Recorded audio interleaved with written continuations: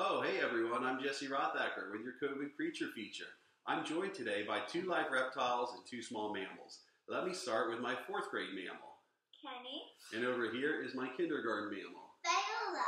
And around my neck is this handsome guy, Harley the boa constrictor. And that's our creature feature today, is boa constrictors. If you guys are anything like me, growing up I had boa constrictor information all wrong. In fact, when I was a kid, we sang a song in school about being eaten by a boa constrictor. In my imagination, boa constrictors must have been at least the size of a school bus and probably ate polar bears for breakfast. But as you can see, they're not quite the size of a school bus. In fact, they come in many different shapes and sizes. This one right here is Harley. Harley is one of the largest boas in the world. In fact, the Colombian red-tailed boa is the largest boa species on Earth. And she's not small necessarily, but guys, do you think she's the size of a school bus? No.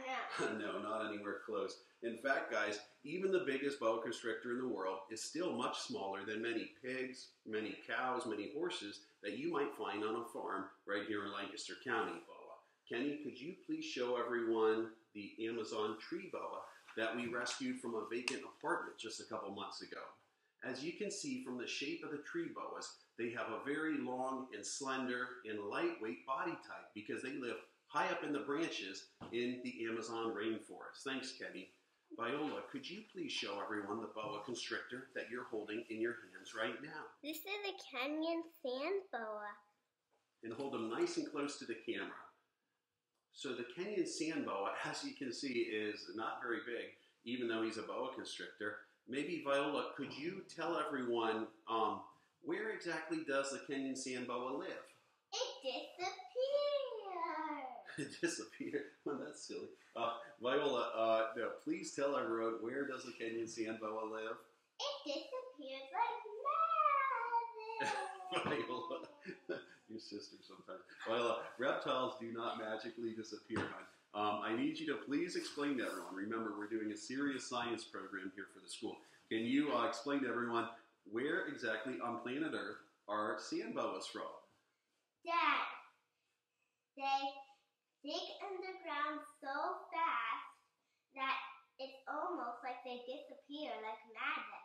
Oh, I see what she's saying. So in a way, you're right. They do kind of disappear almost magically. Kenyan sand boas are so good at digging and burrowing throughout their dry climate in places like Kenya and the surrounding countries in East Africa, you could almost say that boa constrictors do disappear. Well, Kenny and Viola, we have now learned that boa constrictors come in many different shapes and sizes, and also that they prefer many different types of habitats around the earth. So I guess now that we've seen all that, it's about time to see what they eat. Kenny, what did you bring us to feed this giant boa constrictor today? We have a unicorn. Hey, that's my unicorn. Don't worry, guys. If anyone's worried at home, we're not actually going to feed a boa constrictor right here on the show, because that wouldn't be very safe. In fact, when we do feed our big snakes, like these boas and pythons, we use these things. This is a really big pair of reptile feeding tongs, and I make sure to use those tongs when I'm feeding snakes like Harley. That keeps myself far away from their bite radius. Maybe we could just explain to the kids, how is it that boa constrictors catch their food? Could you show me? Squeeze. Oh, that's very nice, guys. I love you too. But you didn't answer the question. How is it that boa constrictors catch their food? Squeeze. Oh, thanks, guys. You're my kids, and I do love you. But seriously, we're trying to answer the question. Kenny, how is it that boa constrictors catch their food? Dad, boas are constrictors. That means they wrap around their food and squeeze. Say, kids at home, maybe that's a good question you could ask your parents. Ask them if they know how boa constrictors catch their food. And if they don't know, you could wrap your arms around them and give them a great big family hug and explain to them that boa constrictors love to squeeze their food. Well, guys, that's our COVID creature feature. That's all we have. But you guys at home, let us know what creatures you would like us to feature, or if you have any reptile questions for us you'd like us to answer on our next segment.